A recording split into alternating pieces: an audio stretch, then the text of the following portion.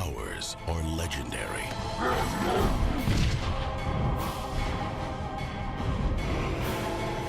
Their origins are unknown. Their methods are extreme. And the game is on.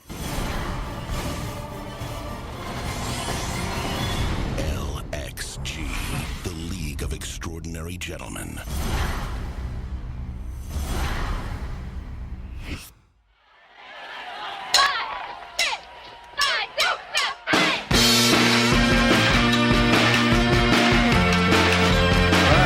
Week 12 is in the books, and it was a good one. We had some upsets, some close games. We had a little shuffling up top. So let's get into it. All right. Let's get started with our 6 feet in the ground group here. We did have one matchup facing off between these two players, as Excuses Start Soon took on Hack Maneuver this weekend. In this game, we have a projection of 79-79. But Ben said pshad all that noise and scored a whopping 112 points, with 2 wide receivers, Crowder and Aguilar, going over 15 apiece, his kicker and tight end Henry getting 13 apiece, and New England defense going off for 17 points. Matt's squad did show some life, putting up 72 behind Hopkins and 11 from Cup. With the win, Ben pulls even with Excuses Start Soon at 4-8, and both still stay alive for the consolation bracket, which of course has the first pick of the draft riding and going to the winner. The other 3 lovely teams on this list, as I said in the preview show, were all set up to be a little spoiler action this weekend. 2 of them did not. There was no spoiler alerts. The bells were not ringing. So we will bring you to our dear friend Josh for a little update on those games. Recap here for Week 12 for the Fantasy League Extraordinary Gentlemen. We have OG Billy Witch Doctor going up against Yay Boys in Spandex. OG Billy Witch Doctor came into the matchup with an 8-2 record, whereas Boys in Spandex sitting at 2-9. And got another big game from Jared Goff, 21 points there for OG Billy Witch Doctor. But really the big story of the week is Julio Jones, 38 points, and that's really enough said right there. I mean, Julio Jones went off for one of the best fantasy performances of the year. You wish to see that maybe a little bit more consistently from him, but nonetheless had a huge Week 12 and propelled OG Billy Witch Doctor to the 86-68 win here. Witch Doctor moves to 9-3 on the season, and due to the points tiebreaker, currently sits in second place just behind the Barbarians.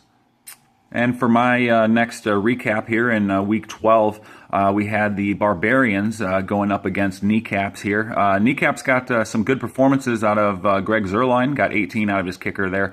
Also, Marvin Jones had a big game and pulled down 22 points on the week, but not enough to stop the Barbarians in this one, whose team absolutely went off this week. He wins the matchup 155-97, led by Phillip Rivers. He also had Antonio Brown and Kamara, who each gave him 30 points. Rams defense even with 19. So Barbarians just steamrolled this matchup. Not a lot you can do there on the Kneecap side. And Barbarians moves up into first place with a 9-3 record. Currently holds the points lead over OG Billy Witch Doctor. So Barbarians right now the top seed in the league. Now, the bells were ringing, and they were ringing loud in the Chicago Bears versus the Dama Llamas matchup. The Llamas were put on high spoiler alert over the weekend and had to watch as the upset came to fruition on Monday Night Football. Their quarterbacks were balanced out, with Adamas Brady scoring 22 and Kristen's Wilson going for 24. The wide receiver groups went 13-10 apiece, while their kickers and defense went 18-15, with Adama coming out a little bit ahead in both groups. Then Adama got 16 from Zach Ertz, which was huge. But we finally had a beast mode sighting as Marshawn Lynch matched him with 16 of his own. At the end of the day, Adama's team was sunk by his running backs, as McCoy had a pedestrian 7 points and Kareem Hunt had an abysmal 1 point, leading to Adama losing by 2 points, 77-79, as Kristen's Lamar Miller got over 10 points on Monday Night Football to get her the win. With the loss, Adama falls to 7-5 and moves into 6th place, and now will need some help to get in. Kristen improves to 5-7 on a 2-game win streak to 10th place, and could definitely sneak into the consolation bracket and fight for that first round pick. And that brings us to our Living in the Red group. And we did have one matchup this week between two of these teams, as we had a Living in the Red battle to the death between Chi-Town Beatdown and Carlos. In this game, the Chi-Town Beatdown gave Carlos a quick death, as Dak Prescott again put up a stinker with 5 points. He then only got 6 points from all 3 of his wide receivers combined. Not each, but combined, with Hilton going for only 1 and Jeremy Macklin putting up a goose egg. Fournette also struggled at Arizona for only 3 points. The only fighter on his squad was really Justin Tucker, who scored 14 points this weekend. For Chi-Town Beatdown, the Mark Ingram party train ran off the tracks for lowly 3-point performance. But the Newton to Funches connection got together for over 100 yards and a combined 26 points, and he got 32 points by taking advantage of the Tennessee's soft matchup versus the Colts, with Walker, Murray, and Tennessee defense all plugged in, giving him 32 points. With a loss, Carlos falls to 5-7 and in 9th place, the first team currently out of the consolation bracket, while Chi-Town Beatdown improves to 6-5-1 and now sits in 7th place, squarely in the running to make it to the consolation bracket and fight for that first pick of the draft, but will need a tremendous amount of help to make it into the big show and to fight for the championship. Of course, in the passing lane, we already know what happened to Adama, as Kristen put up the stop sign, broke out the construction cones and said, "No, you shall not pass, my friend." But let's look into what happened in Steve's game with the Bag of Dickas. We had Bag of Dickas going up against Joski, and the final score here, 64 for Bag of Dickas, 62 for Joski. Real close matchup, and this one really hinged on the wide receivers here, whereas Joski only got a combined 11 points from A.J. Green, Golden Tate, and Kenny Stills, and Bag of Dickas got 23 total points out of his wide receivers. His wide receiving core last week led by Mohamed Sanu, who pulled in a touchdown and finished the week with 12 points. So Bag of Dickas gets the win, moves to 8-4, and is now in 4th place. And of course, sitting in our currently in section from last week, if you notice, of course, the legal disclaimer, subject to change, and change it did, in the game versus Nuzzy Futz and Dirty Slovaks. The Nuzzy Futz took down Dirty Slovaks 108-93. For Nuzzy, it was all about Turkey Day, as Keenan Allen feasted for 23 points and Kyle Rudolph grabbed himself both legs of the turkey for 18 points on Thursday. But he would need more help to secure the win, as Dirty Slovaks showed up to play, as Grant grabbed 2 touchdowns of his own and 20 points to answer Rudolph, and Wentz put another good day for 23 points to balance back against Allen. Then he got double digits out of Adams and Bell in the Green Bay versus Pittsburgh game and pulled his score closer, but not quite close enough, as Aaron, although he was a little sabotaged by a pedestrian 13 from Alex Smith, got 15 from Brandon Cooks, 12 from Todd Gurley, and 20 from his kicker and Baltimore defense to close out the win. With the win, Nuzzy Futz moves into 3rd place at 8-4 with an almost 200-point lead over 4th place in total season points. And the Slovaks move into 5th place and will hope to win this week to pass the loser of the Nuzzy Futz versus Bag of Dickas matchup. Alright, week 12 zeros. We only had 5. I'm pretty sure that's the lowest number we've had all year, which is good. It means people are still playing, still plugging in some good options, and it's just nice to see. No one likes getting a goose egg. But let's crack this one open. As Neil had Michael Crabtree with 0, but he got kicked out for fighting, so that kind of makes sense. He also had Vernon Davis going for 0, while on the opposite side of his matchup, Craig's Jared Cook also went for 0. And then the Chicago Bears, Kristen had Devontae Parker go for 0, and Carlos had Jerry Macklin go for 0. So the big question is, what's the biggest zero this week? Man, it's pretty hard to tell. As wide receivers, they can always put up a goose egg. It's not too hard. Tight ends, even more so. But I can't give it to Crabtree, man. I can't do it. Yeah, he got suspended. But dude, guy ripped his chain off his neck. Someone rips a chain off your neck, you better believe you're gonna punch him in the face or in the side of the helmet, wherever you can. So I think this week's biggest zero, it's gonna have to be Vernon Davis. Just because that offense is plugged into the tight end. He's supposed to get fed all day, and they're playing the Giants. The Giants are atrocious versus the tight end. And I know Neal was licking his chops at that matchup. But then turned around and got 0 points. So yeah, week 12's biggest zero is Vernon Davis. Gotta get to work. That's right. Yes. Come on. My name is Willie. Baby, I keep the ladies screaming, and all my fans got screaming. You can defeat me. And it's time for the Beeman.